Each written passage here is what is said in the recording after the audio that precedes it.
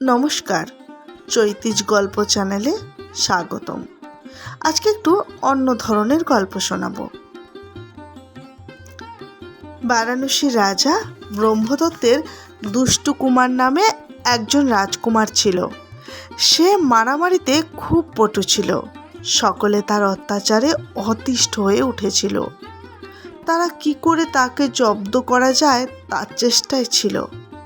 একদিন সেই দুষ্টু কুমারের নদীতে স্নান করার শখ হলো। কয়েকজন চাকর তাকে স্নান করাতে নিয়ে গেল।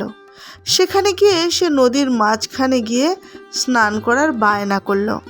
চাকরেরা ঠিক করলো নদীর মাঝখানে গিয়ে তারা রাজকুমারকে ছেড়ে দিয়ে চলে আসবে, আর সাঁতার না জানা রাজকুমার মারা যাবে। যেমন ভাবা তেমন কাজ। রাজকুমারকে নদীর মাঝখানে ছেড়ে দিয়ে তারা রাজবাড়িতে ফিরে এসে জানালো, কুমার স্নান করে উঠে তাদের মেরে ধরে ছুটে পালিয়ে গেছে। রাজা একথা শুনে লোক লাগিয়ে অনেক খোঁজাখুঁজি করলেন তার পুত্রের, কিন্তু কোথাও তার খোঁজ পেলেন না। এদিকে দুষ্টু কুমার নদীতে হাবুডুবু খেতে খেতে বাঁচাও বাঁচাও বলে চিৎকার করতে লাগলো।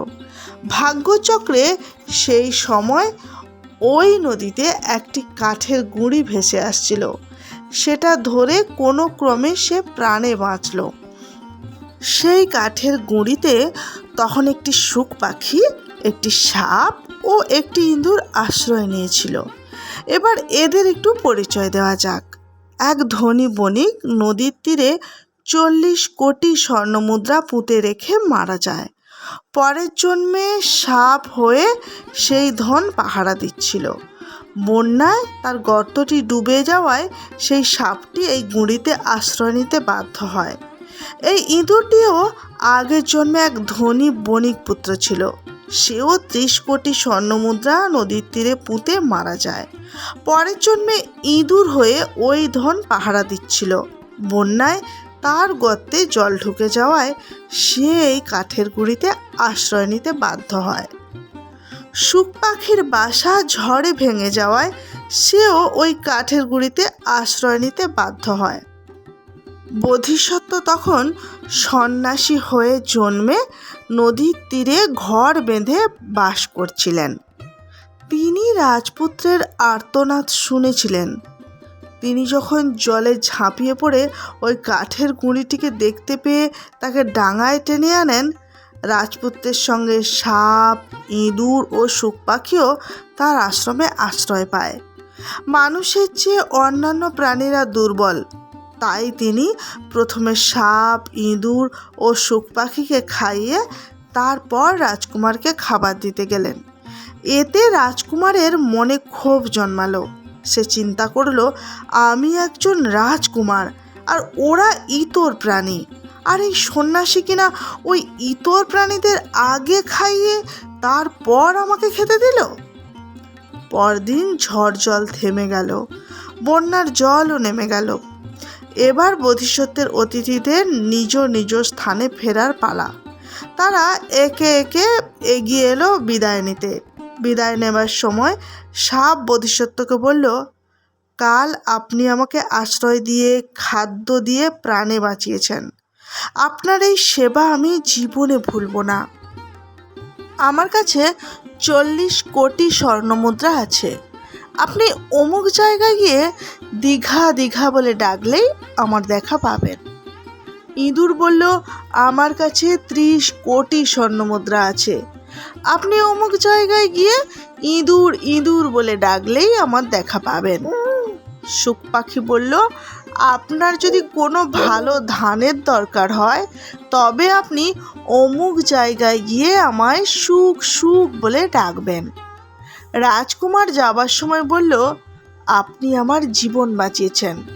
এখন আমি রাজকুমার, আমি রাজা হলে অবশ্যই একদিন আপনি আমার রাজ্যে পদধূলি দেবেন।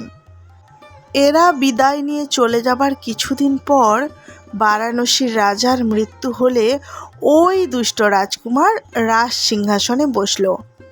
বোধিসত্ত্বেরও একদিন ইচ্ছে হলো ঝড় জলের রাতে তিনি যাদের আশ্রয় দিয়েছিলেন তারা এখন কেমন আছে তা জানতে। তাই তিনি প্রথমে গেলেন সাপের কাছে। নির্দিষ্ট জায়গায় গিয়ে তিনি দীঘা দীঘা বলে ডাকতেই সাপটি বেরিয়ে এসে বোধিসত্ত্বকে প্রণাম করে বলল, এখানে যে 40 কোটি স্বর্ণমুদ্রা আছে তা আপনি নিয়ে যান। বোধিসত্ত্ব বললেন, এখন থাক, সময় মতো নিয়ে যাব।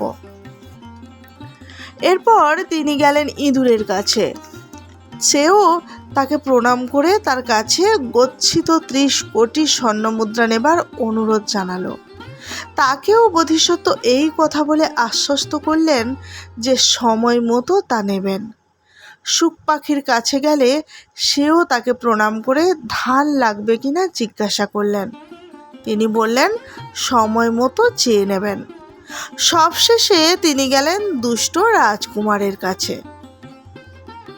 বারাণসীতে পা দিতেই তিনি দেখতে পেলেন রাজকুমার হাতির পিঠে চড়ে প্রহরী পরিবৃত্ত হয়ে নগর পরিভ্রমণে বেরিয়েছেন। দূর থেকে বোধিসত্ত্বকে দেখতে পেয়ে কুমার তার প্রহরীকে বলল, ওই যে দূরে সন্ন্যাসীটি এদিকে এগিয়ে আসছে, ও একটা আস্ত শয়তান। ও আসছে আমার সঙ্গে দেখা করতে, কিন্তু ও যেন আমার সঙ্গে দেখা করতে না পারে। তোমরা চাবুক মারতে মারতে ওকে এই নগর থেকে বের করে দাও। রাজার আদেশ পেয়ে প্রহরীরা তখনই ছুটে গিয়ে বোধিসত্ত্বকে চাবুক মারতে লাগলো। চাবুকের আঘাতে জর্জরিত বোধিসত্ত্ব তখন সমানে বলতে লাগলো, কাঠ আর মানুষ জলে ভেসে গেলে মানুষকে কাঠটি তুলে নিতে হয়, মানুষকে নয়, কারণ কাঠে অনেক কাজ হয়, আর মানুষকে বাঁচালে সে পরে তার শত্রু হয়। একজন সন্ন্যাসীকে রাজার প্রহরীরা চাবুক মারছে কেন, এ প্রশ্ন জনগণের মাঝে দেখা দিল। তারা এগিয়ে এসে সন্ন্যাসীর মুখের ওই কথা শুনে তাকে কেন রাজার প্রহরীরা মারছে তার কারণ জিজ্ঞাসা করল। তখন বোধিসত্ত্ব রাজার উদ্ধার করা, আশ্রয় দেওয়ার সব কথা তাকে বলল। এ কথা শুনে জনগণের মধ্যে শোরগোল পড়ে গেল। এমনকি রাজার প্রহরীরাও বোধিসত্ত্বকে ছেড়ে রাজাকে মারতে গেল। জনরোষে পড়ে রাজার মৃত্যু হলো। রাজ্যের জনগণ ওই বোধিসত্ত্বকেই বারাণসীর রাজা করে রাজ সিংহাসনে বসালে বোধিসত্ত্ব রাজা হয়ে সাপ ও ইঁদুরের কাছ থেকে 70 কোটি স্বর্ণমুদ্রা এনে রাজকোষে জমা করলেন। শুক পাখির কাছ থেকে ধান এনে গোলা ভর্তি করলেন, আর তার ইঁদুর, সাপ ও শুক পাখিকে এনে রাজপুরীর প্রাসাদে রাখলেন। গল্পটি কেমন লাগলো আপনাদের কমেন্ট করে জানাবেন।